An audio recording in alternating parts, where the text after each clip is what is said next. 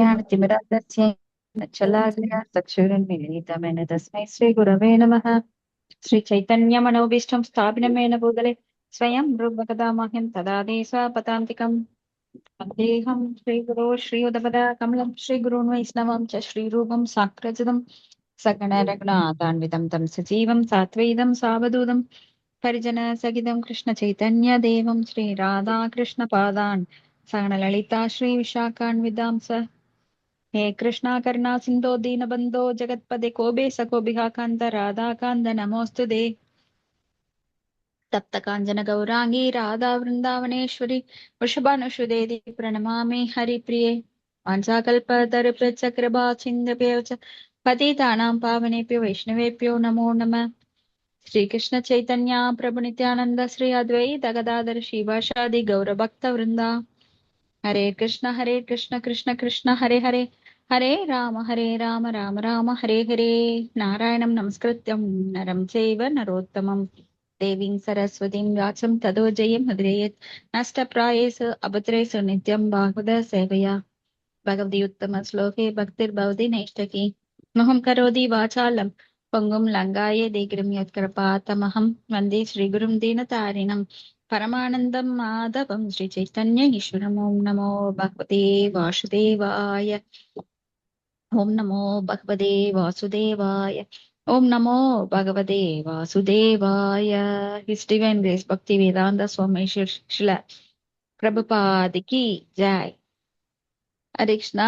भागवत प्रार्थना पढ़ेंगे माताजी। मल्लिका माताजी। हरे कृष्णा। प्रणाम स्मृति। प्रणाम माताजी। भागवत प्रार्थனை सर्वशास्त्राब्धिभीषा सर्ववेद क्षत्पला सर्व सिद्धांत रत्नाय सर्वरोगैकदिर्दा सर्व भागवत प्राणा श्रीमद् भागवत प्रभो कलितुवन् तोदितादित्य श्रीकृष्ण परिवर्तते परमानंद पाडाय प्रेम वर्षाक्षराय दे सर्वदा सर्वसेव्याय श्रीकृष्णाय नमस्तुते मत्येह बन्धो मत्सङ्गिन् मत्क्रो मन्मकादन मत्निस्तारः मत्वाक्यमदानन्द नमोस्तुते असाध साधु दादायिन् अधिनोटाहर कानामुञ्चाकाशिन्मां प्रेम्णा திருத்துக்கண்டயஸ்பிரா. ஹரே கிருஷ்ணா.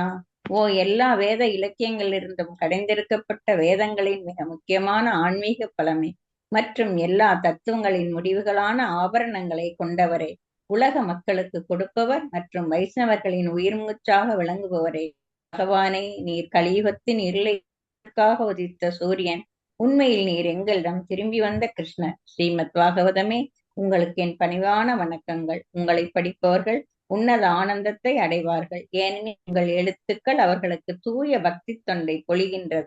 நீங்கள் பகவான் கிருஷ்ணரின் அவதாரமாக இருப்பதால் எப்போதும் அனைவரும் உங்களுக்கு தொண்டு புரிய வேண்டும். ஓ ஸ்ரீமத் பாகவதமே, ஓ என்னுடைய ஒரே நண்பரே, உடன் இருப்பவரே, என்னுடைய ஆசிரியரே, என்னுடைய மிக பெரிய சொத்துமாகவும் விடுவிப்பவராகவும் இருப்பவரே, என்னுடைய மிக நல்ல பாக்கியம் மற்றும் ஆனந்தமாக இருப்பவரே, என்னுடைய மரியாதை கலந்த வணக்கங்களையும் ஏற்றுக்கொள்ளுங்கள். ஓ ஸ்ரீமத் பாகவதமே, புனிதமற்றவருக்கும் புனிதத்தை வழங்குபவரே, மிகவும் வீழ்ச்சி அடைந்தவர்களை உயர்த்துபவரே, என்னை எப்போதும் கைவிட வேண்டாம். கிருஷ்ணருக்கான தூய பக்தி தொண்டருடன் எப்போதும் என் இதயத்திலும் தோன்றுவீராக. ஹரே கிருஷ்ணா. தேங்க்யூ மாதாஜி. ஹரே கிருஷ்ணா. தேங்க்யூ மாதாஜி. இன்னைக்கு ஸ்ரீமத் பாகவதம் 4வது ஸ்கந்தம் 11வது அத்தியாயம் 2வது ஸ்லோகம். கரெக்டுங்களா? கரெக்ட் மாதாஜி. ஓகேங்க. His Divine Grace Bhakti Vedanta Swami Srila Prabhupada की जय। सन्दीयमान एतस्मिन् माया गुह्यः निर्मिताः क्षिप्रं विनेषु विदुर क्लेशा ஞானோதயே யதா. படித்தாங்க மாதாஜி. படிங்க மாதாஜி. துருவ மன்னர் நாராயணஸ்திரத்தை தனது வில்லின் பொருந்தியவுடனே யக்ஷர்களால் தோற்றுவிக்கப்பட்டிருந்த மாய தந்திர காட்சிகள் அனைத்தும் ஆத்மாவை முற்றிலும் உணர்ந்து கொண்டவுடன் ஒருவனது உலகில் இன்ப துன்பங்கள் எல்லாம் எவ்வாறு அவனை விட்டு நீங்குகிறதோ அது போன்று நீங்கின. பொருளுரை: கிருஷ்ணர் சூரியன் என்றால் அவரது புறச்சக்தியான மாயையானது இருளாகும். இருள் என்பது ஒளியின்மையாகும். அதுபோல மாயை என்பது கிருஷ்ண உணர்வின்மை எனப்படும். கிருஷ்ண உணர்வு விழிப்புறும் பொழுது உலகியல் வாழ்வில் அனைத்து மாயத் துன்பங்களும் இன்பங்களும் மறைகின்றன. மாயம் ஏதாம் தரந்திதே மகா மந்திரத்தை தொடர்ந்து வழிபட்டால் நாம் எப்போதும் மாயா சக்தியின் மயக்கமின்றி இருக்கலாம். ஹரே கிருஷ்ணா மாதாஜி. நன்றி மாதாஜி. நன்றி மாதாஜி. சோ இங்க வந்து துருவ மன்னர் நாராயண அஸ்திரத்தை அவர் வில்லுல பொறுத்துறார். நேத்து வரைக்கும் நாம என்ன பார்த்தோம் அப்படின்னா, துருவ மன்னர் தன்னுடைய தமையனான சித்தியின் மகன், தமையன்னா நேரடியா கிடையாது, தன்னோட தம்பி உத்தவன் அவனை வந்து கொன்னுட்டாங்க அப்படின்னு சொன்ன உடனே யக்ஷர்கள் தான் அதற்கு காரணம் சொல்லி போர் தொடுத்து போறாரு. போர் தொடுக்கிறது எதிரிகளை பழிவாங்க வேண்டும் என்ற எண்ணம் கிடையாது அவருக்கு. ஏன்னா ஒரு சத்திரியனுக்கு வீரம் தான் அழகு. இப்ப சத்திரியன் வந்து என்னைக்குமே போர் புரிவதுல, அவங்க திறமையை காட்டுறதுல எப்பவுமே ரொம்ப ஈடுபாடு கொண்டவங்களா இருப்பாங்க. இப்போ அந்த யக்ஷர்களை போர்ல அவர் நேருக்கு நேராக சந்திக்கும் போது அவங்க மாயத்தந்திரங்களை யூஸ் பண்றாங்க.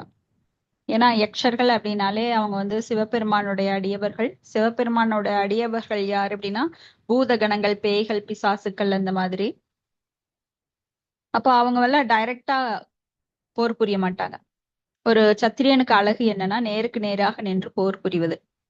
அப்ப அவனோட மார்பிள் முன்பக்கம்தான் அவனுக்கு காயம் ஏற்படணுமே தவிர புறமுதுகுல அவனுக்கு காயம் ஏற்படக்கூடாது. அது வந்து பெருத்த அவமானம். புறமுதுகு காட்டுபவர்கள் அன்னைக்கெல்லாம் ரொம்ப மோசமான அவமானங்களை சந்திக்க வேண்டி வரும். ஏன்னா அவங்க குடும்பங்கள்ல அவங்க தூற்றப்படுவார்கள். புறமுதுகுல காயமாயி அவன் போர்ல தோற்று வந்தான்னா ஒரு மனைவி கூட மதிக்க மாட்டான். ஆனா ஒரு ஆண் போர்ல வெற்றி பெறாவிட்டாலும் மார்புல அவனுக்கு வந்து காயம் ஏற்பட்டு அவன் மரணம் அடைந்தாள் என்றால் அது வீர மரணம். அந்த காலத்துல நீங்க பார்த்திருப்பீங்க, அவங்களுக்கு கல்லெல்லாம் வைப்பாங்க, அந்த நினைவு சின்னம். அதுக்கு பேர் என்னங்க? சுமை தாங்கிங்களா? சுமை தாங்கின்னு இன்னைக்கு சொல்றோம், அன்னைக்கு வந்து அந்த கல்லுக்கு வேறு பேரு. அந்த மாதிரி நினைவு சின்னம் வைப்பாங்க. ஏன்னா அவன் போரில் தோற்றாலும் நேராக நின்று போராடி இறந்திருக்கிறான். ஒரு சத்திரனுக்கு அழகு போர் புரிந்து இறப்பது. ஏன்னா அப்படி இறக்கும் போது அவன் வந்து கண்டிப்பா சொர்க்கம் செல்லுகின்ற வாய்ப்பு அவனுக்கு கிட்டும். நடுக்கல்லுங்களா மாதாஜி? நடுக்கல். ஆமாங்க, நடுக்கல். அப்படி அவன் மரணம் அடைந்தான்னா அவனுக்கு சொர்க்கம் கிடைக்கும். இல்லைன்னா என்ன கிடைக்கும்னா நரகம் கிடைக்கும். புறமுதுகுல அவனுக்கு காயமாச்சு அப்படின்னா, தோற்று புறமுதுகு காட்டி ஓடி வந்தான் என்றால் அவன் வந்து உயிர் வாழ்வதற்கு சமமே இல்லையாம். அவன் வந்து செத்திருக்கலாம் அப்படின்னு சொல்லுவாங்க. நீ ஓடி வந்து பழைச்சதுக்கு அவன் மனைவி கூட துரத்தி விடுவாளாம். நீ போய் போர்ல மாண்டு வீர மரணம் எய்து இப்படி ஓடி வராத அப்படின்னு சொல்லி. இப்ப இங்க வந்து யக்ஷர்கள் அந்த மாதிரிதான் மாயத்தந்திரங்களை யூஸ் பண்றாங்க. ஆத்மாவை உணர்ந்து கொண்டவனுடன் ஒருவனது உலகில் இன்பத் துன்பங்கள் எல்லாம் எவ்வாறு அவனை விட்டு நீங்கிறதோ அது போன்றே நீங்கின. அப்ப இன்பத் துன்பங்கள் எவ்வாறு ஒருவனுக்கு ஆத்மாவை உணர்ந்தவுடன் நீங்குகின்றதோ அது போல இங்க வந்து யக்ஷர்கள் முன்னாடி அந்த மாயத்தந்திரங்கள் எல்லாம் இவரை அந்த நாராயண அஸ்திரத்தை விட்ட உடனே அந்த மாயம் எல்லாம் போயிருது. மாதாஜி, ஒவ்வொருத்தரும் ஜாயின் பண்றவங்க மியூட் போடுங்க, எனக்கு அதே சரியா இருக்கு. இப்ப கிருஷ்ணன் சூரியன் என்றால் அவரது புறசக்தியான மாயை இருளாகும்.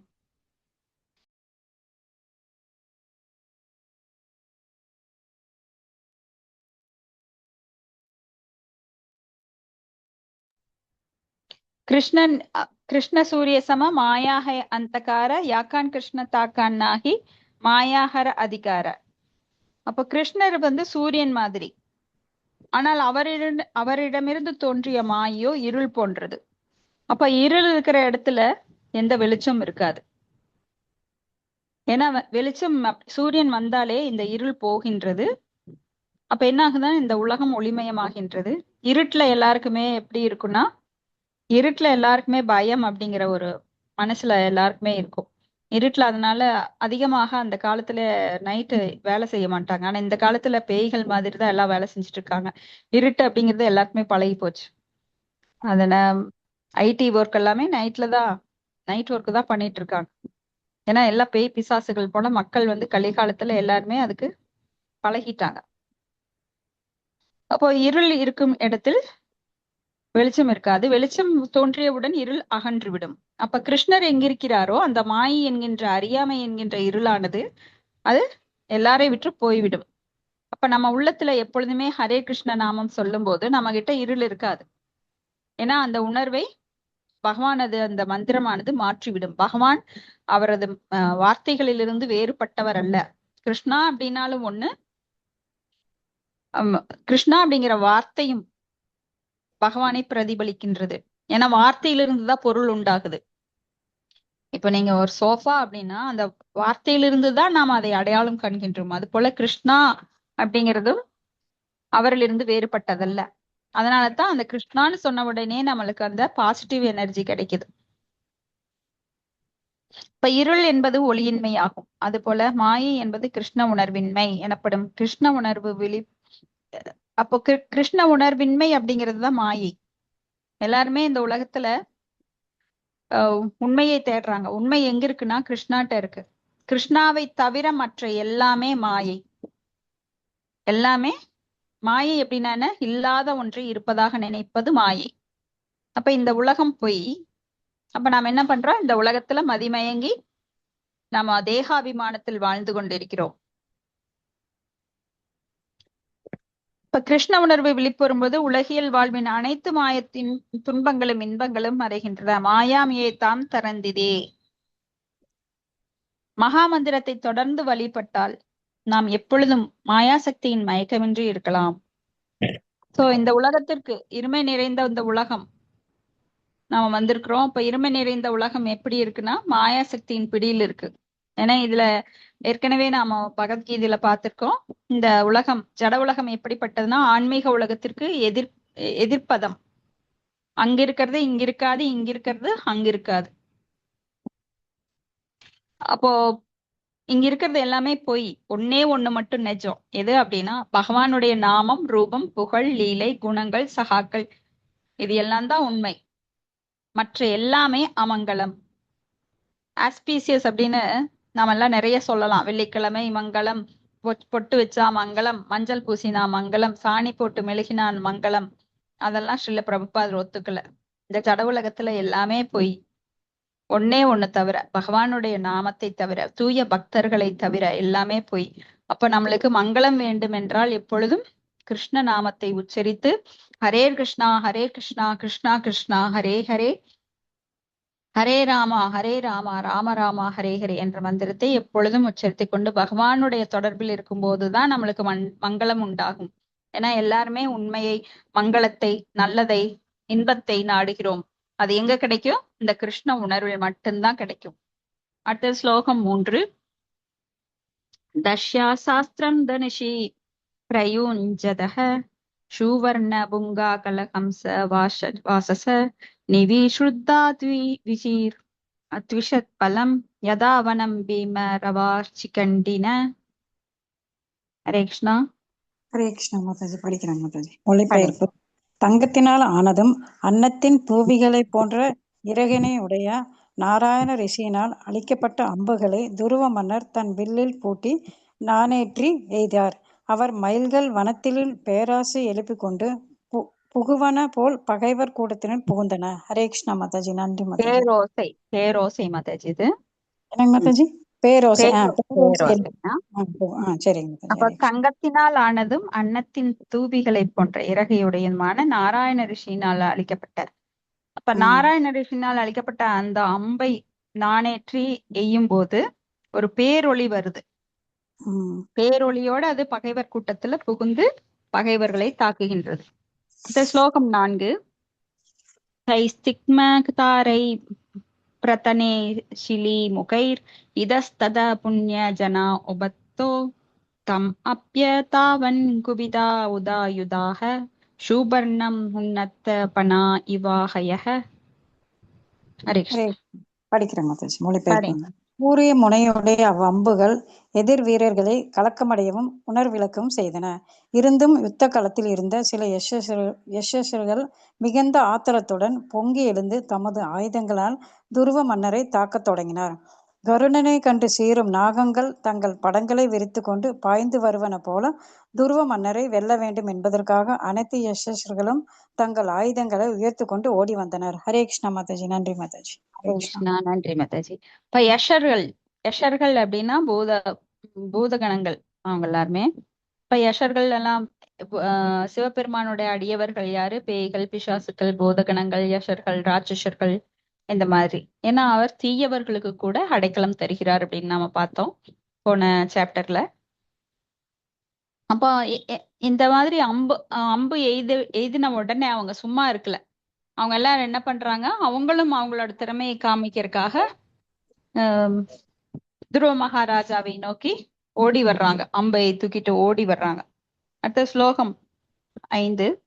சதான் பிரசக்தைர் அபிதாவதோ மிருதே நிக்ருத்த பாஹூரு சிரோதர் ரோதரான் நினாயலோகம் பரமர்கமண்டலம் விரஜந்தி நிர்பித்ய யம் மூர்த்துவரேதச.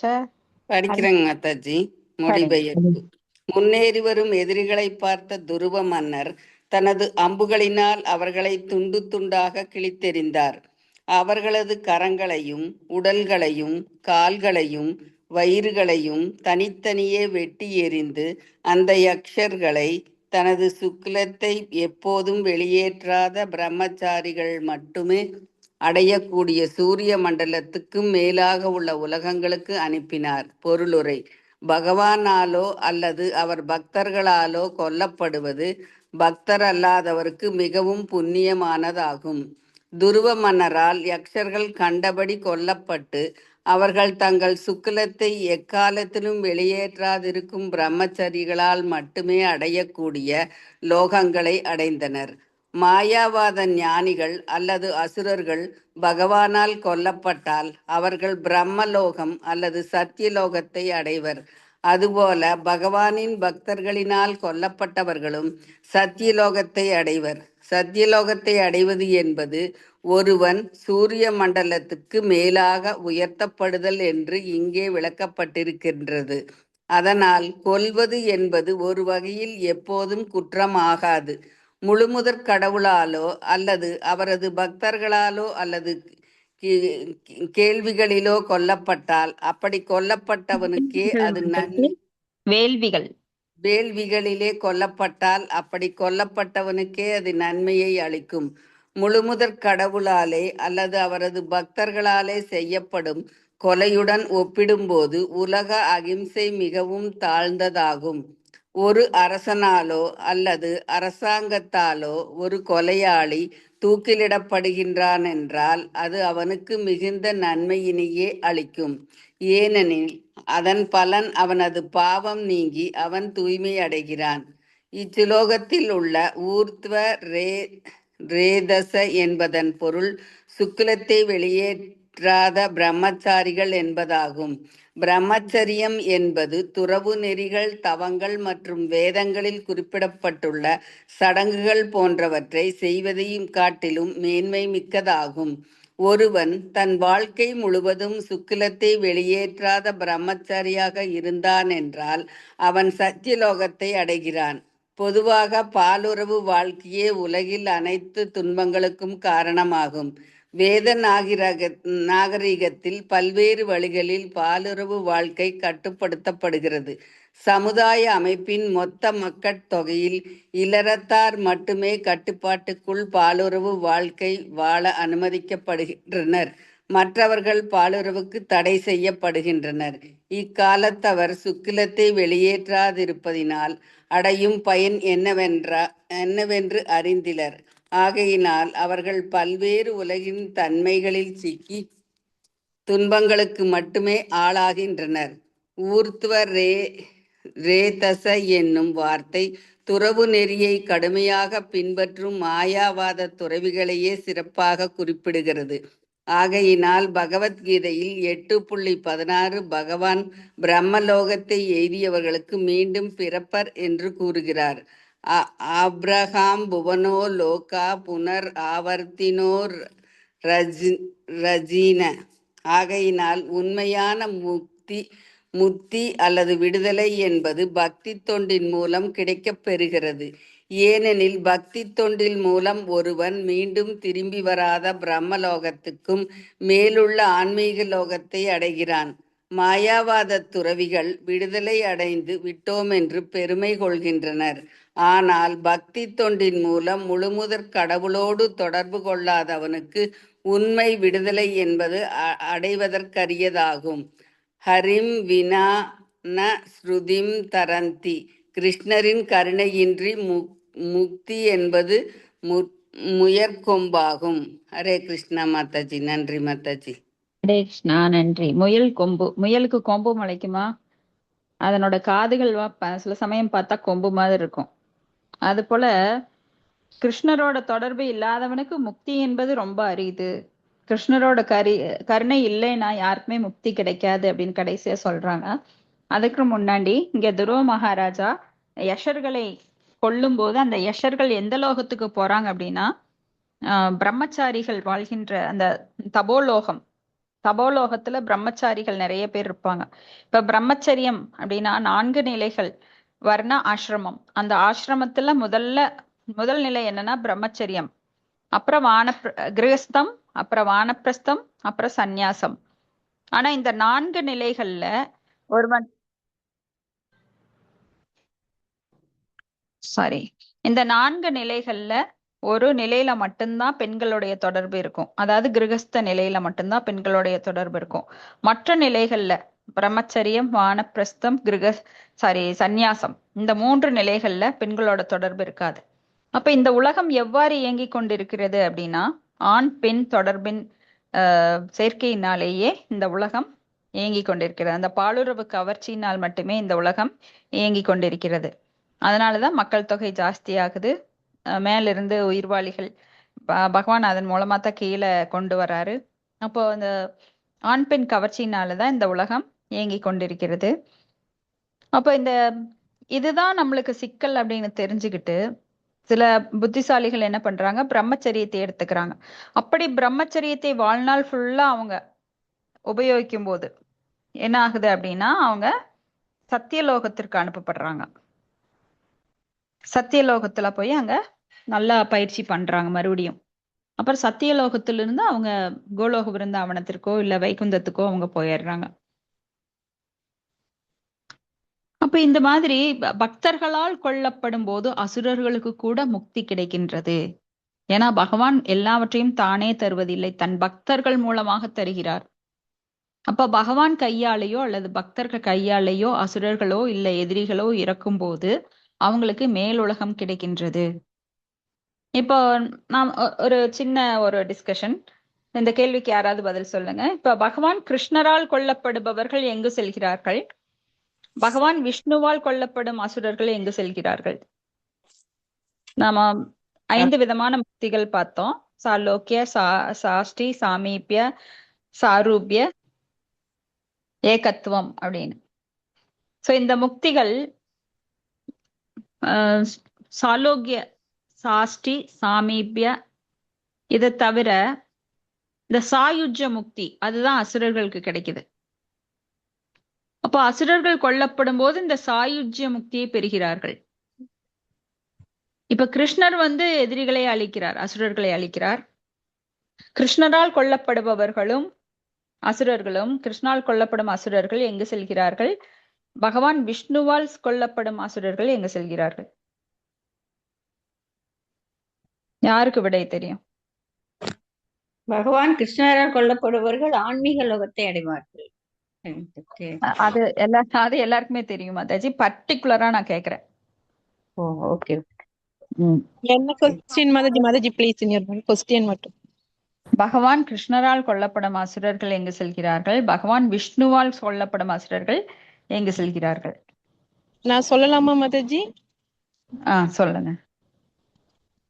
கிருஷ்ணரால கொல்லப்படுறவங்க வைகுண்ட லோகம் போறாங்க மாதாஜி. கிருஷ்ணரால கொல்லப்படுறவங்க சாயுஜ்ய முக்தி பெறாங்க மாதாஜி. கரெக்டா தப்பா சொல்லிட்டீங்க. கரெக்டா தான் ரெண்டி மாத்திட்டனுங்களா? சரி நீங்க தெளிவா சொல்லுங்க மாதவி. சரி நான் ஆன்சர் தெரிஞ்சுக்கிறோம், நீங்க தெளிவா சொல்லுங்க. ஓகே. சரி, சிந்தனை பண்ணுங்க, கடைசியில டிஸ்கஸ் பண்ணலாம். சரி. சரிங்க மாதவி. ஓகே. அப்போ இங்க வந்து பகவான் கிருஷ்ணரால் கொல்லப்படும் அசுரர்கள் எங்க போறாங்கன்னா வைகுண்ட லோகத்தையே அடைஞ்சிடுறாங்க. ம் ஓகே. ஆஹ் ஆனால் பகவான் விஷ்ணுவால் கொல்லப்படுபவர்கள் சாயுஜ்ய முக்தியை அடைகிறாங்க. நீங்க எப்படி சொன்னீங்க? கரெக்டா? நான் ரெண்டையும் மாத்திட்டேன் மாதாஜி, இடத்த அப்படியே மாத்திட்டோம். சாரி மாதாஜி. ஹரே கிருஷ்ணா. பரவாயில்ல பரவாயில்ல. அப்போ ஊர்த்துவ கரெக்டா அதுக்காக ட்ரை பண்ணினீங்களே. ட்ரை பண்ணி கிருஷ்ணருடன் ஒன்று கலத்தல் யார் மாதாஜி? மாதாஜி, கிருஷ்ணருடன் ஒன்று கலத்தல் தான் சாயுஜ்ய முக்தி. கிருஷ்ணருடன் கிடையாது. கிருஷ்ணருடன் ஒன்று கலக்கிறது இன்னொரு வகை. ஆமா, இருக்கு. ஆனா அவருடைய பிரம்ம ஜோதியில ஒன்று கலப்பதுதான் சாயுஜ்யமுக்தி. ஆக்சுவலா நிறைய பேர் அதுக்கு தான் விரும்புவாங்க, பிரம்ம ஜோதியில அருவவாதிகள். இப்ப பூதனா அவங்கெல்லாம் வந்து கோலோகத்துக்கே போயிட்டாங்க இல்லைங்களா? கோலோக பிருந்தாவனத்துல ஒரு தாயோட இதுல சேவை செஞ்சுட்டு இருக்கா பூதனா. சரி. ஸோ கிருஷ்ணரால் கொல்லப்படுறவங்களுக்கு மறுபிறப்பு கிடையாது. ஆனா இந்த ஆமா இங்க வந்து இவரு விஷ்ணுவால் கொல்லப்படும் போது அவங்க பிரம்மஜோதி அதுல கலக்கிறது, அந்த சாயுஜ்ய முக்தி. பல கோடி வருடங்களாக தவம் பண்ணா கூட கிடைக்காத அரிதான அந்த முக்தி அசுரர்களுக்கு எளிதா கிடைச்சிருது. ஏன்னா அனுகூல்யச சங்கல்ப அனுகூல்யமாக கிருஷ்ணரை ஏதோ ஒரு வகையில் நினைத்து கொண்டிருந்தால் கூட அவங்களுக்கு அந்த முக்தி கிடைக்குது. அப்ப என்ன இதுல இது நம்மளுக்கு ஃபைனலா இதுல இருக்கிற லெசன் என்ன? அனுகூல்யச ஆர் பிரதிகூல்யச எதுவாக இருந்தாலும் you always think of Krishna, never forget Krishna. கரெக்டா? எதிரியா இருந்தாலும் அவங்க நினைச்சிட்டே இருக்காங்க, பக்தரோட நினைச்சிட்டு இருக்கிறாங்க, நினைச்சிட்டே இருக்காங்க. அப்போ ரெண்டு பேருக்குமே கிடைக்குது. அப்ப இதுல பொதுவான ஒரு இது என்ன கருத்து என்ன? கொஞ்சம் சார்ஜ் எனக்கு இல்ல. சரி, எல்லாருமே பகவான நினைக்கணுங்கிறது. Always think of Krishna, never forget Krishna. இதுதான் நம்ம தாரக மந்திரம். அப்ப இங்க ஊர்த்துவ அப்படின்னா என்னன்னா மேல் நோக்கி. அப்ப பிரம்மச்சாரிகள் என்ன பண்ணுவாங்க? அவங்களோட சுக்கிலத்தை எப்போதுமே விரயம் பண்ண மாட்டாங்க. அதான் மேல் நோக்கி ஒவ்வொரு அந்த சக்கராக்கும் மேல மேல செலுத்தி கடைசியில அந்த பிரம்மரந்திரம் அப்படிங்கிற மண்டை உச்சியில அதை அவங்க கொண்டு வருவாங்க. சோ அவங்களுக்கு வந்து பவர் அதிகரிக்கும் அதனால. ஏன்னா இந்த சுக்லத்தை வீண் பண்றவங்க விரயம் பண்றவங்களுக்கு புத்தி அவ்வளவு சீக்கிரம் வேலை செய்யாது, ஷார்ப்பா இருக்காது. ஏன்னா அவங்க ஜட உலக தேகாபிமானத்துல செயல்படுறதுனால அந்த வீணடிக்கிறாங்க அந்த சுக்லத்தை. சுக்லம் அப்படிங்கிறது ரொம்ப ஒரு பெரிய அரிய அரிய ஒரு உடம்புக்கு தேவையான ஒன்று. அது வந்து நல்ல விதத்துல யூஸ் பண்ணலாம், கெட்ட விதத்துல யூஸ் பண்றவங்க அத கெடுதலான பலன்கள் கிடைக்கும். சீக்கிரம் அவங்க உடம்பெல்லாம் உடல்நலம் குன்றிரும் அந்த சுக்லத்தை அதிகமா யூஸ் பண்றதுனால. ஆனா அந்த சுக்லத்தை சேர்த்து வச்சு அந்த பிரம்மச்சரிகள் என்ன பண்றாங்கன்னா ஞானிகளாகி நல்லா அவங்களுக்கு அந்த பவர் கிடைக்கும், அறிவாற்றல் ஞானம் எல்லாம் கிடைச்சு அவங்க சீக்கிரம் அந்த உடம்ப விட்டு அஷ்டாங்க யோகம் எல்லாம் பண்ணி அவங்க உயிரை வெளியில எடுத்து பகவானோட லோகத்துக்கு எங்க வேணா அவங்க போயிடுவாங்க.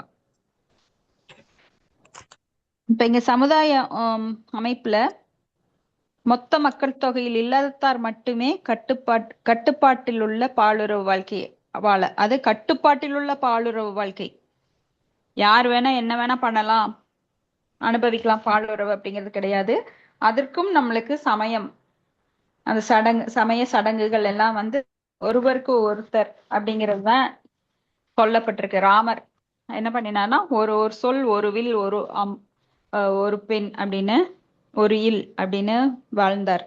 அப்போ ஒருவருக்கு ஒருத்தர் தான் கட்டுப்பாடு கொண்ட பாலுறவு. அப்படின்னா திருமணம் செய்து கொள்ள வேண்டும். திருமணத்திற்கு அப்பாற்பட்ட பாலுறவை ஸ்ரீல பிரபுபாதர் மறுக்கிறார். அவர்கிட்ட வந்து சேர்ந்தவங்களை எல்லாம் என்ன சொல்றார்? கண்டிப்பா நீ பாய் ஃப்ரெண்ட் எல்லாம் வச்சுக்க கூடாது, நீ கல்யாணம் பண்ணியே ஆகணும் அப்படின்னு சொல்லி அந்த ஆம், வெள்ளைக்காரங்கெல்லாம் என்ன பண்ணாங்கன்னா கல்யாணம் பண்ணிட்டாங்க சிஷ்யர்கள் எல்லாம். முதல்ல வந்து எல்லாம் பாய் ஃப்ரெண்ட்ஸ் கேர்ள் ஃப்ரெண்ட்ஸ் எல்லாம் வச்சுட்டு இருந்தாங்க. அதெல்லாம் கூடாது அப்படின்னு சொல்லி கண்டிப்பா கல்யாணம் பண்ணிக்கணும். அப்படி நீங்க உங்களுக்கு பாலுறவை கட்டுப்படுத்த முடியலைன்னா கல்யாணம் பண்ணி கட்டுப்பாடுள்ள பாலுறவில ஈடுபடுங்க.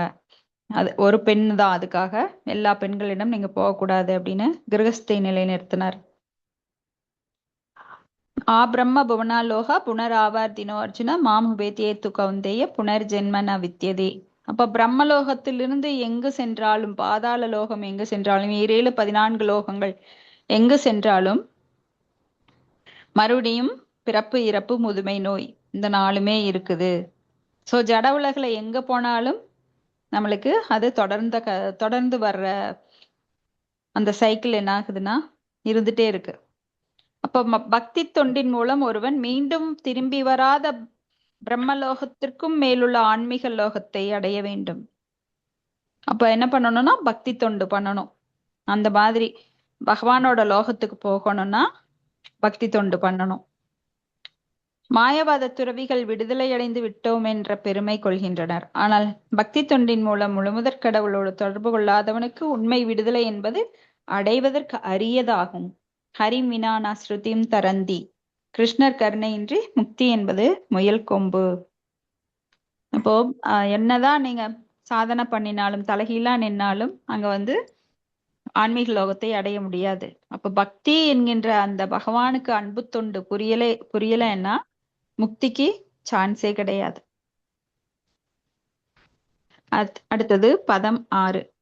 முக்தி கிடைக்கும், ஆனா பக்தி கிடைக்காது அவ்வளவு சீக்கிரம். ஏன்னா பகவான் பக்தியை சீக்கிரம் கொடுக்க மாட்டார். முக்தியை கூட கொடுத்துருவார், கேட்கும் பொருளை கொடுத்துருவார் கர்மகாண்டிகளுக்கு. ஆனா பக்தியை சீக்கிரம் கொடுக்க மாட்டார். ஏன்னா அவர் அகம் பக்த பராதீனோ அப்படின்னு சொல்றார். நான் பக்தனுக்கு அடிமைங்கிறார். அதனால அவ்வளவு சீக்கிரம் அந்த தகுதியை யாருக்கும் தந்துட மாட்டார். ஸ்லோகம் 6. தான் ஹன்யமானான் அபிவீஷ்ய குஹ்யகான் அநாகசித்ரரதேன பூரிசஹ ஔத்தானபாதிம் கிருபயா பிதாமஹோ மனுர்ஜனாதோ பகத ஷஹர்ஷிபி. ஹரே கிருஷ்ணா. ஹரே கிருஷ்ணா. படிக்கிறேன் மத்தது. படிங்க. மொழிபெயர். துருவ மன்னனின் தாத்தாவான சுயம்பு மனு உண்மையில் குற்றம் இழைக்காத யக்ஷர்களும் துருவ மகாராஜாவினால் கொல்லப்படுதல் கண்டு அவரது மிகுந்த கருணையினால் துருவருக்கு அறிவுரை வழங்குவதற்காக சக முனிவர்களுடன் அவரிடம் வந்தார். பொருளுரை.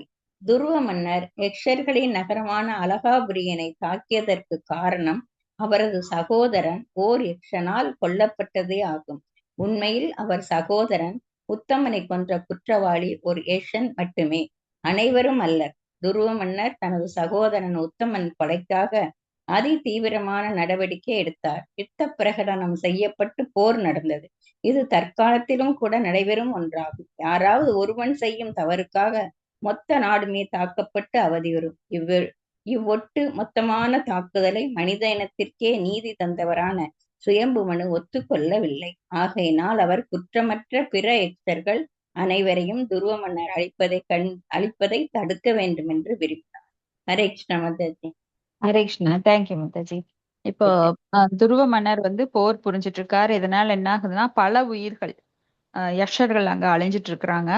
இதை மேலிருந்து அவருடைய தாத்தா பாக்குறார், மனு, சுயம்பு மனு. உடனே அவர் வந்து தன்னுடைய பேரனை திருத்தணும் அப்படிங்கறக்காக, ஏன்னா ஒருத்தர் தவறு செய்யறதற்காக பெரிய போர் புரியறது அப்படிங்கிறது ஒரு நன்னடத்தை அல்ல அப்படின்னு அவர் புரிய வைக்கிறார். அடுத்த ஸ்லோகம் 7. மனுர் உவாச்ச அலம் வத்சாதி ரோஷேன தமோ துவாரேன பாப்மனா ஏன புண்ணிய ஜனான் ஏதான் அவதீஸ்துவம் அநாஹசஹ. ஹரே கிருஷ்ணா. ஹரே கிருஷ்ணா. படிக்கிறேன் மாதாஜி. படிங்க. பகவான் மனு கூறினார், அன்பு புத்திரனே, அருள் கூர்ந்து நிறுத்துவாயாக. தேவையற்ற ஆத்திரம் நன்மை செய்யாது, நரகத்திற்கு வழிகாட்டும். இப்போது நீ குற்றமற்ற பிற யக்ஷர்களை கொள்வதன் மூலம் வரம்பு மீறியவன் ஆகிறாய். பொருளுரை. இச்சுலோகத்தில் உள்ள அதிரோஷனை அதிரோஷனா என்னும் வார்த்தைக்கு பொருள் தேவையற்ற சினம் என்பதாகும்.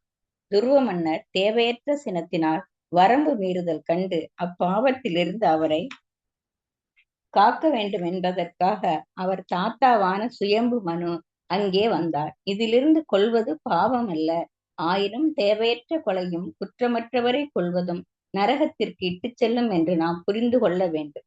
துருவ மன்னர் இப்பாவத்திலிருந்து காப்பாற்றப்பட்டதே அவர் சிறந்த பக்தர் என்பதினால்தான்.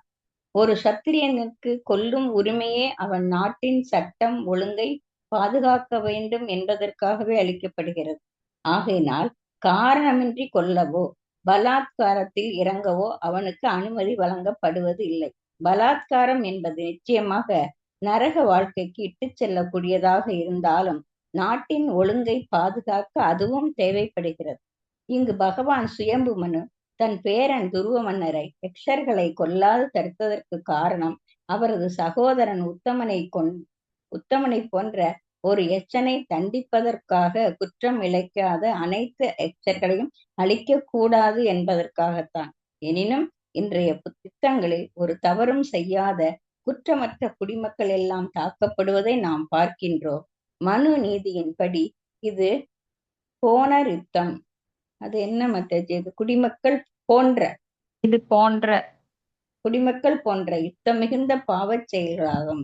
இதற்கும் மேலாக இன்றைய நாகரீக நாடுகள் வாயில்லா உயிர்களான விலங்குகளை கொல்வதற்கு இறைச்சி கொட்டில்களை தேவையின்றி பெருக்குகின்றன. ஒரு நாடு பகைவர்களால் தாக்கப்படும் பொழுது அந்நாட்டு குடிமக்கள் தாங்கள் செய்த பாவச் செயல்களின் விளைவாகவே ஒட்டு மொத்தமாக அழிக்கப்படுகின்றனர்.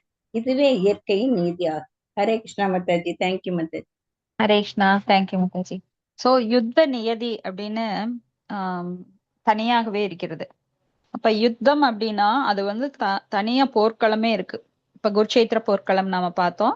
அது பெரிய இப்ப எப்படி கிரிக்கெட் விளையாடுறாங்க, ஃபுட்பால் விளையாடுறாங்க, அதுக்கெல்லாம் பிளே கிரவுண்ட் இருக்கோ அது போல யுத்தத்திற்கு தனியா ஒரு பகுதியே இருக்கும். அங்க போய் தான் போர் புரிவாங்க. அது போல காலை சூரியன் உதித்தவுடனும் மாலை சூரியன் அஸ்தமித்த உடனே அந்த யுத்தத்தை நிறுத்திடுவாங்க. அதுக்கு மேல யாரும் போர் புரியக்கூடாது. அது போல யுத்தத்துல பெண்கள் யாரும் கலந்து கொள்ளக்கூடாது. பின்ன வயசானவங்க யாரும் அங்க இருக்கக்கூடாது. அது போல அங்க யுத்தத்துல இன்னைக்கெல்லாம் ரெட் கிராஸ்ன்னு சொல்லுவாங்க. அன்னைக்கெல்லாம் வந்து யுத்தத்துல தண்ணி வேணும், இந்த மாதிரி சாப்பாடு வேணும், பசியில துடிக்கிறவங்க, நோயாளிகள், இவங்களுக்கெல்லாம் அங்க இடம் கிடையாது. அப்போ அந்த உதவி செய்ய வர்றவங்களை வந்து யாரும் தாக்கவும் கூடாது. இதெல்லாம் தான். ஆனா புறமுதுகு இடவும் கூடாது, ஆயுதம் இல்லாதவனை தாக்க கூடாது. இப்படி எத்தனையோ அன்னைக்கெல்லாம் சட்டங்கள் இருந்தது. ஆனா இன்னைக்கு பாத்தீங்கன்னா யுத்தம் எப்படி வேணா பண்ணலாம். அதுவும் இன்னைக்கு பெண்களும் போராடுறாங்க. ஆர்மியில பாத்தீங்கன்னா பெண்களும் இருக்கிறாங்க. அது போல இந்த ரெட் கிராஸ்ன்னு சொல்லி மருத்துவர்கள் எல்லாம் உள்ள போகும்போது அவங்களையும் சேர்த்து கொண்டு போடுறாங்க. ஸ்ரீலங்கால சில ஆண்டுகளுக்கு முன்னாடி யுத்தம் நடந்தது. அப்ப பாத்தீங்கன்னா பெண்கள், குழந்தைகள், வயதானவர்கள், நோயாளிகள், அவங்க இருக்கிற மருத்துவமனைகள்ல கூட என்ன பண்ணாங்கன்னா எல்லா குண்டும் போட்டாங்க. துரத்தி அவங்கள கொன்னாங்க. இந்த மாதிரி எந்த ஒரு சட்டம் கிடையாது. அநீதியான முறையில யுத்தங்கள் நடக்குது. அப்ப இன்னொன்னு என்னன்னா, கவர்மெண்ட் தண்டனை தருது குற்றவாளிகளுக்கு அப்படின்னா அதன் மூலமாக அவனது பாவம் கழிகின்றது. யாருக்கு தண்டனை கொடுக்கப்படவில்லையோ, இப்ப ஒருத்த வந்து திருடிட்டு எனக்கு எந்த தண்டனையும் கிடையாது, நான் நல்லா வாழ்ந்துட்டு இருக்கிறேன் அப்படின்னு நினைக்கிறவனெல்லாம் மனக்கோட்டை கட்டிட்டு இருக்கான். ஆனா எப்ப அவனது உயிர் பிரிகிறதோ அப்ப அவனது சூட்சும உடல் மூலமாக தாம்ஸ்ரம், அந்த தாமிஸ்ரம் அப்படிங்கிற நரகங்கள் எல்லாம் நிறைய இருக்கு. அந்த நரகலோகங்களுக்கெல்லாம் அவங்க யமதூதர்களால் இழுத்து செல்லப்படுவார்கள். அங்க போய் அவங்களுக்கு கடுமையான தண்டனை. ஏன்னா அவங்களுக்கு அங்க தண்டனையை அனுபவிக்கிறதுக்காக ஒரு உடல் கொடுக்கப்படும். அந்த உடல் மூலமாக அவங்க எப்படி இப்ப இருக்கிற உடல்ல நம்ம தீக்குள்ள கை வச்சா எப்படி நம்மளுக்கு சுடுமோ அது போல அவங்களுக்கும் வந்து அந்த தீயில போடுவாங்க. அவங்கள நிறைய கஷையடிகள் கொடுப்பாங்க. அவங்களுடைய மலத்தை அவங்களே சாப்பிடணும். இந்த மாதிரி நிறைய தண்டனைகள் கொடுக்கப்படும். இது வந்து நாம கருட புராணத்துல நிறைய படிக்கலாம். சுசீமுகம், அந்த சுசி முகம் அப்படின்னா தையல் மிஷின்ல வந்து அவங்கள தைப்பாங்க. அந்த தாமிஸ்ரம், தைவம், கும்பிபாகம், ரௌரகம் அப்படின்னு நிறைய நரகலோகங்கள்ல நிறைய பெயர்கள் கூட இருக்கு. நரகலோகம் அப்படின்னா ஒண்ணுதான் யமலோகம் அப்படின்னு நினைக்க கூடாது. அதுலயே நிறைய சிற்றூர்கள் இருக்கிற மாதிரி அதுலயும் நிறைய டிபார்ட்மெண்ட்ஸ் இருக்கு. ஒவ்வொன்றுலயும் ஒவ்வொரு மாதிரி தண்டனைகள்லாம் கொடுப்பாங்க. அப்ப பாவம் செய்கிறவர்கள் இங்கேயே தண்டிக்கப்படும் போது அந்த பாவத்திலிருந்து விடுபட்டு அடுத்தது மனித பிறவியாவது கிடைக்கும். இல்லைன்னா என்ன ஆகும்னா அவங்க சூட்சும உடலோட போய் அதுக்காக அவங்க வந்து நரகத்துல போய் பலவிதமான தண்டனைகளை அனுபவிச்சுட்டு அப்புறம்தான் மறுபடியும் பிறக்கணும். அப்ப எல்லா தண்டனையும் எல்லாருக்கும் அங்கேயே கிடைச்சிருமான்னு கேட்டா கொடுமையான தண்டனைகள் மட்டும்தான் அங்க அனுபவிப்பாங்க. மறுபடியும் சிறு சிறு சிறு தண்டனைகள் அடைவிற்கு மறுபடியும் அந்த மனித பிறவிங்கிறதே தண்டனை தான். ஏன்னா மனித பிறவி உடல் எடுத்தாலே எல்லாருக்கும் நோய் இருக்கு. தலையில இருந்து கால் வரைக்கும், பிறக்கறதுல இருந்து இறக்குற வரைக்கும் யாரும் சுகமா இருக்கிறது இல்ல. தலைவலி காய்ச்சல் வராதவங்க யாரும் கிடையாது. எதிர்ப்பு சக்தி அப்படிங்கிறது குன்ற நிறைய நோய்கள் வரும். அப்போ இறக்கும் போதும் ஒருத்தன் கஷ்டப்படுறான், பிறக்கும் போது ஒருத்தன் கஷ்டப்படுறான். இப்படி மனித பிறவி கூட தண்டனை தான். சோ இந்த ஜட உலகுல எங்க பிறந்தாலும் அது தண்டனை தான். சோ இந்த தண்டனை பல விதங்கள்ல நாம அனுபவிக்கிறோம்.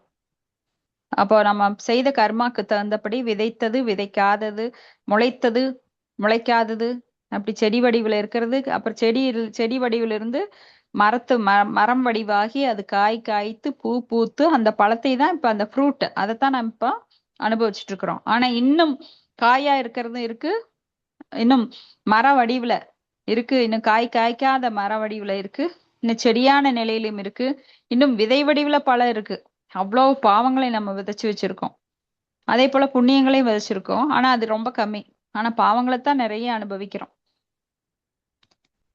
இப்படி ஒரு சத்திரியன் வந்து இவர் வந்து சுயம்பு மகாராஜாவுடைய பேரன் அப்படிங்கிறதுனால சுயம்பு மனு தானாகவே வந்து தன்னோட பேரனை பாவத்திலிருந்து காப்பாத்துறதுக்காக, ஏன்னா ஒரு அரசன் தேவையின்றி போர் புரியக்கூடாது, அதே போல மக்களை துன்புறுத்தக்கூடாது. ராஜா அப்படிங்கிறவன் மக்களுக்கு நல்ல ஒரு வழி காமிக்கணும், மக்களை நல்வழிப்படுத்தணும். அதற்காகத்தான் ராஜா இருக்கான். ராஜா அப்படிங்கிறது பகவானோட பிரதிநிதி. அதனால அங்க வந்து அவருக்கு அட்வைஸ் பண்றாரு. ஒரே ஒரு யக்ஷன் அவன் வந்து கொன்னதுக்காக நீ எல்லா யக்ஷர்களையும் ஏன் துன்புறுத்துற, வேண்டாம் இந்த போரை நிறுத்து அப்படின்னு சொல்லி துருவ மகாராஜாக்கு சுயம்பு மனு அட்வைஸ் பண்றாரு. அப்போ ஒரு நாடு பகைவனால் தாக்கப்படும் பொழுது அந்நாட்டு குடிமக்கள் தாங்கள் செய்த பாவச் செயல்களின் விளைவாகவே ஒட்டுமொத்தமாக அழிக்கப்படுகின்றனர். இப்போ நாமெல்லாம் ஒரு இடத்துல பிறக்கணும் அப்படின்னா கண்டிப்பா அந்த இடத்துல பிறக்கறதுக்கு இப்ப நிறைய பேர் ஸ்ரீலங்கால தமிழர்கள் போய் வாழ்ந்தாங்க. அவங்க எல்லாம் ஏன் அழிக்கப்பட்டாங்க, அவங்க ஏன் அவ்வளவு கஷ்டப்பட்டாங்க அப்படின்னா அவங்களுடைய பாஸ்ட் லைஃப்ல என்ன பண்ணிருப்பாங்க, அவங்க ஏதோ ஒரு கர்மா பண்ணிருப்பாங்க. அவங்க யாரையாவது அழிச்சிருப்பாங்க போர்ல, இந்த மாதிரி தகாத முறையில அழிச்சிருப்பாங்க. அதனால மறுபடியும் அவங்க அந்த கண்ட்ரில பிறக்க வேண்டி வந்திருக்கு. சோ காரணமின்றி காரியமில்லை, காரியமின்றி காரணமில்லைங்கிற மாதிரி எல்லாத்துக்கும் ஒரு பின்னாடி ஒரு காரணம் இருக்கும். அப்போ அவங்க செஞ்ச பாவத்தின் விளைவுனாலதான் ஒட்டு மொத்தமா அழிக்கப்படுகிறார்கள். நாமெல்லாம் கேட்போம், இந்த ட்வின் டவர்ஸ் அது அழிக்கப்பட்ட போது அவங்க எல்லாம் என்ன பாவம் செஞ்சாங்க? ஒரு பிளைட்ல போறாங்க, ஒட்டு மொத்தமா அவங்க செத்துடுறாங்க. அவங்க எல்லாம் என்ன பாவம் பண்ணாங்க? ஆனா இது ஜாதகர்கள் சிலரெல்லாம் ஆராய்ச்சி பண்ணி பார்த்த போது அவங்களுடைய மரண நேரம் அப்படிங்கிறது அந்த இடத்துல நிறைய பேருக்கு அந்த மரண நேரம் அப்படிங்கிறது ஒரே மாதிரி இருந்திருக்கு. அப்போ ஒட்டுமொத்த ஆத்மாக்கள் ஒன்று கூடி இதெல்லாம் யாரால நடத்த முடியும்? அந்த பகவானோட இயற்கையின் சட்டத்தினாலதான் இதை நடத்த முடியும். யாருக்கு தெரியும் இதெல்லாம்? அவங்க எல்லாம் ஒட்டுக்கா வரப்போறாங்க, எந்தெந்த கண்ட்ரில இருந்து ஒட்டுக்கா ஒரு ஃபிளைட்ல ஏறுறாங்க. அந்த ஃபிளைட்டு கிராஸ் ஆகி ஃபிளைட் கிராஷ்ல எல்லாம் இறந்துடுறாங்க. இது எப்படி நடக்குது அப்படின்னா அவங்களோட மோசமான கர்மா அந்த நேரம் எல்லாம் அவங்களுக்கு சாதகமா இருக்கு. யமகண்டம் அவங்களுக்கெல்லாம் அந்த நேரத்துல உச்சகட்டத்துல இருந்திருக்கு. சோ இது யாரால கணிக்க முடியும்? சோ இது இயற்கை சட்டம் அங்க செயல்படுது. கூட்டு கர்மா. அவங்க முந்தின பிறவில கூட்டு கர்மா பண்ணிருக்கலாம். அடுத்தது ஸ்லோகம் 8. நாஸ்மத் க்ளோசிதம் தாத கர்மை தத் சத் விகிர்சிதம் வதோ யத் உபதேவானம் ஆரப்தஸ்தே கிருதைன சாம். ஹரே கிருஷ்ணாங்க மாதாஜி. படிக்கிறேங்க மாதாஜி. மொழிபெயர்ப்பு. என் அன்பு குழந்தையே, பாவமற்ற யக்ஷர்களை அளிக்கின்ற உனது செயலானது சமய சான்றோர்களினால் அங்கீகரிக்கப்பட்டதன்று. மேலும் இது சமயம்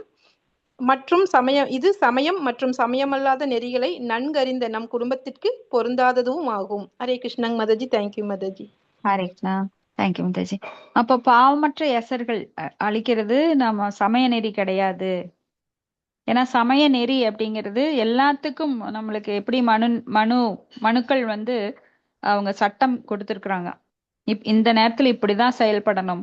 ஆனா இன்னைக்கு வேத நெறிகளை மக்கள் பின்பற்றாதனால எதை செய்வது எதை செய்யக்கூடாது அப்படிங்கிறது, எது கர்மா எது விகர்மா எது அகர்மா அப்படிங்கிறது தெரியாம செயல்படுறாங்க.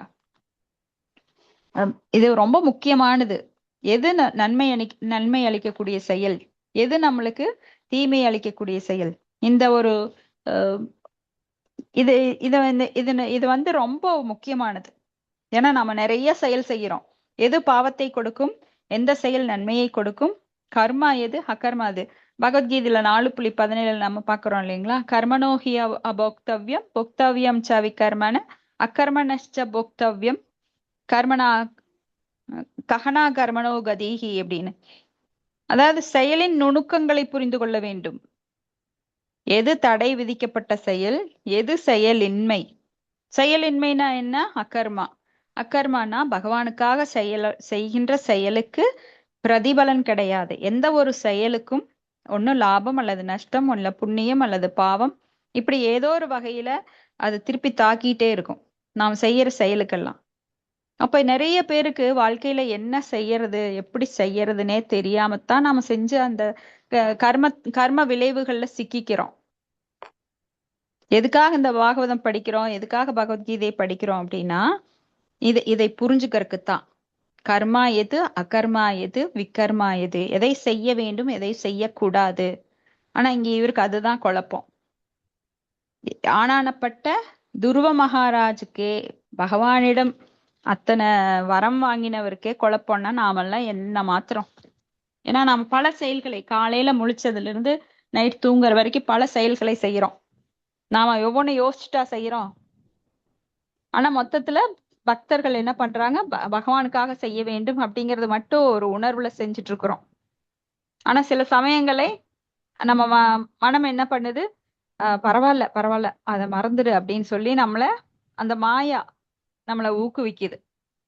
அதுல இருந்து கொஞ்சம் விலகி வந்து என்ஜாய் பண்ண அப்படின்னு. என்ஜாய் இல்ல, அது பாவத்தை செய்ய தூண்டுகிறது. சோ இது வந்து ரொம்ப முக்கியம். நாம எந்த செயலை செய்ய வேண்டும், எது செயலின்மை. ஏன்னா செயலின்மைங்கிறது இங்க கிடையாது. செயல் செய்கிறோம், ஆனால் அந்த செயலுக்குரிய பலன் இல்லை. அப்படின்னா லாபம் இல்ல புண்ணியம் இல்ல. அப்ப என்னன்னா அது எரிக்கப்பட்டு விடுகிறது. எதனால? கிருஷ்ண உணர்வினால். அப்ப கிருஷ்ண உணர்வில் செய்யும் செயல்களுக்கு எந்த பிரதிபலனும் கிடையாது. எல்லாம் செயலின்றி நம்மளால இருக்க முடியாது. செயல் செய்தே ஆக வேண்டும். ஆனால் அந்த செயலுக்கு விளைவு வராமல், நல்லதோ தீயதோ, ஆனா கிருஷ்ணருக்காக செய்யும் போது அதுக்கு விளைவு கிடையாது. இல்லைன்னா நம்மளுக்கு என்ன ஆகும், பாவமோ புண்ணியமோ வரும். அதை அனுபவிக்கிறதுக்கு ஒரு பிறப்பு வரும். அப்ப இதே ரொட்டீன் நம்மளுக்கு இருந்துட்டே இருக்கும். அந்த சுழற்சியிலிருந்து, பிறப்பு இறப்பு முதுமை நோய்ங்கிற சுழற்சியிலிருந்து நம்மால் விடுபட முடியாது. அடுத்த ஸ்லோகம் 9. நண்ப ஏகஸ்யா பராதேன பிரசங்காத் பகவோ ஹதாக பிராதுர்வதாபிதத்தேன த்வயாக பிராதுர் வத்சலஹ. ஹரே கிருஷ்ணாங்க மாதாஜி. மொழிபெயர்ப்பு. எனது அன்பு குழந்தையே, நீ உனது சகோதரனிடம் மிகுந்த பாசமுடைவேன் என்பதும் யக்ஷர்களினால் அவன் கொல்லப்பட்டது உனக்கு மிகுந்த சோகத்தை தந்ததும் உண்மைதான். ஆயினும் ஒரு யக்ஷனின் குற்றத்திற்காக அறியாத பல யக்ஷர்களை அறியாத பல யக்ஷர்கள் நீ கொண்டிருக்கின்றாய் என்பதை எண்ணி பார்ப்பாயாக. ஹரே கிருஷ்ணாங்க மாதாஜி. தேங்க்யூ மாதாஜி. ஹரே கிருஷ்ணா. தேங்க்யூ மாதாஜி.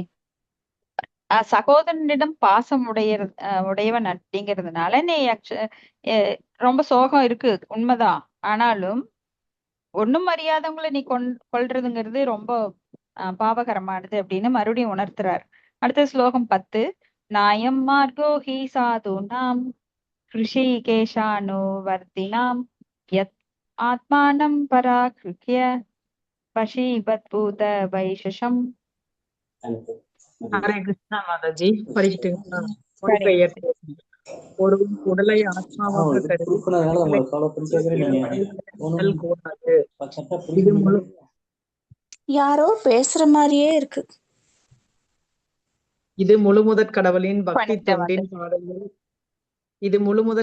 பக்தி தொண்டின் பாதையில் பயணிக்கும் சமய சான்றோர்களினால் குறிப்பாக தடை செய்யப்பட்டிருக்கின்றது. பொருளுரை.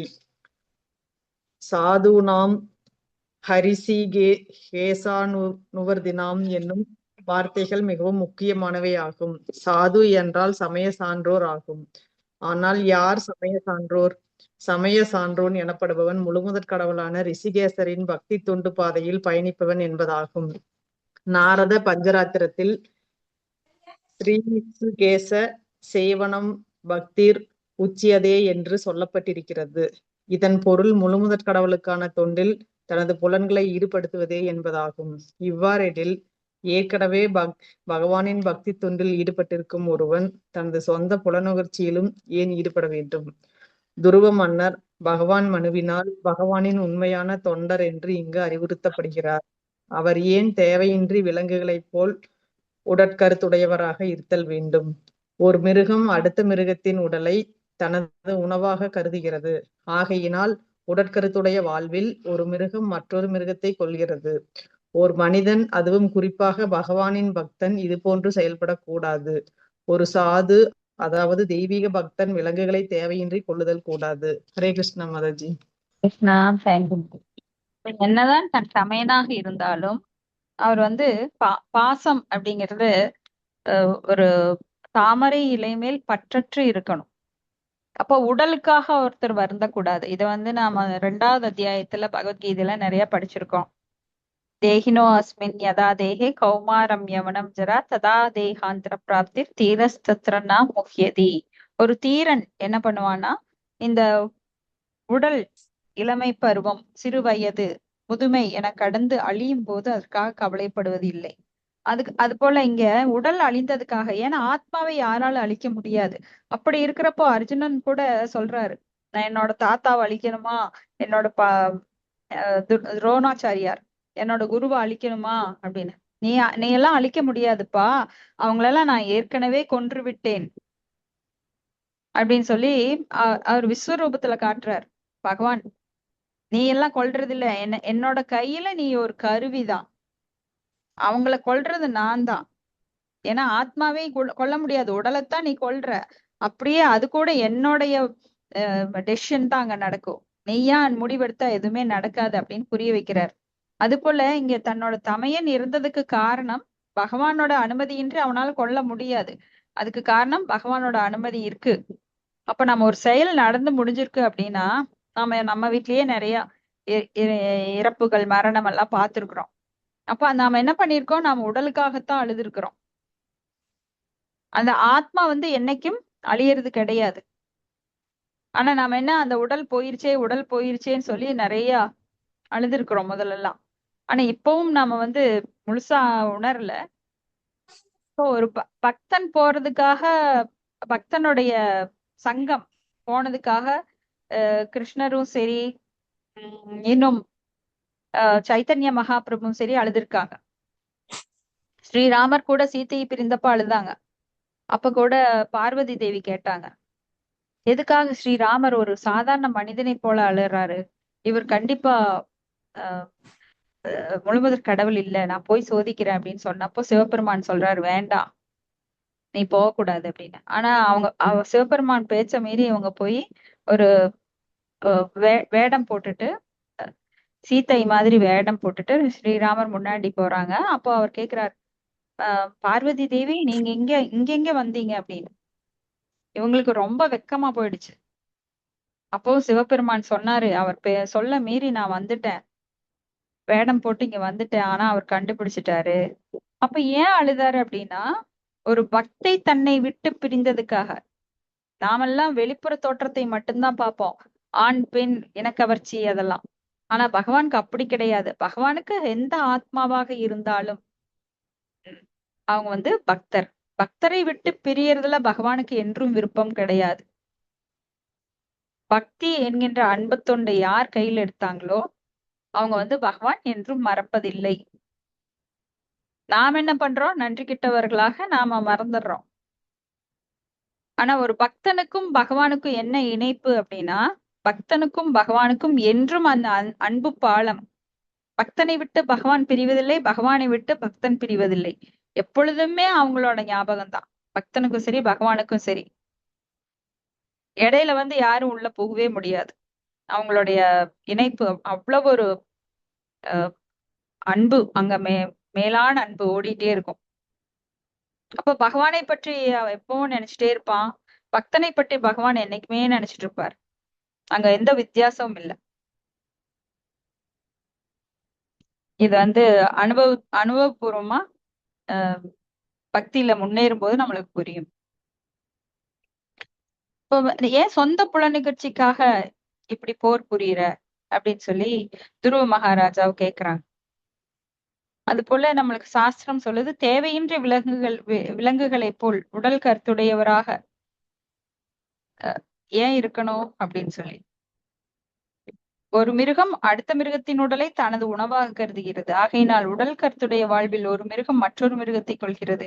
ஒரு மனிதன், அதுவும் குறிப்பாக பகவானின் பக்தன், இது போன்ற செயலில் ஈடுபடக்கூடாது. அப்போ சாது அப்படின்னா என்ன? சாது அப்படின்னா பக்தன். ஒரு பக்தனோட அடையாளங்கள் என்ன? கருணை. எல்லா உயிர்வாளிகளும் அதனோட பரிமாண வளர்ச்சியில முன்னேறுவதற்கு அவன் தடை விதிக்க கூடாது. எல்லா உயிரினங்களும் இங்கு வாழ்வதற்காகவே வந்திருக்கிறது. இந்த ஜட உலகம் எதற்காக? எல்லாருக்கும், இந்த ஜீவராசிகளுக்கு அதன் ஆசையை அனுபவிப்பதற்காக பகவான் ஏற்படுத்தி கொடுத்தது. நான் போய் ஜீவோ ஜீவசிய ஜீவனம், ஒரு ஜீவன் இன்னொரு ஜீவனை சார்ந்து வாழ்கிறது. அதுக்காக இன்னொரு ஜீவனை கெடுத்து வாழ்வது கிடையாது. என்னுடைய அந்த இன்பத்திற்காக நான் வந்து அடுத்தவங்களை கொல்றேன், அடுத்தவங்களை கொள்ளையடிக்கிறேன், அப்படி கிடையாது. சோ ஒரு சாது என்ப பக்தனுக்கு இந்த அடையாளங்கள் கூடாது. உன்னோட சகோதரனை அழிச்சதுக்காக நீ ஏன் இத்தனை யக்ஷர்களை கொல்ற அப்படின்னு சொல்லி தடுக்கிறாங்க. ஹரே கிருஷ்ணா. தொடர்ந்து 11ஆவது ஸ்லோகம் பார்க்கலாம் நாளைக்கு. இதுல ஏதாவது உங்களுக்கு கருத்துக்கள் அல்லது வேற ஏதாவது சந்தேகங்கள் இருந்தா பார்க்கலாம்.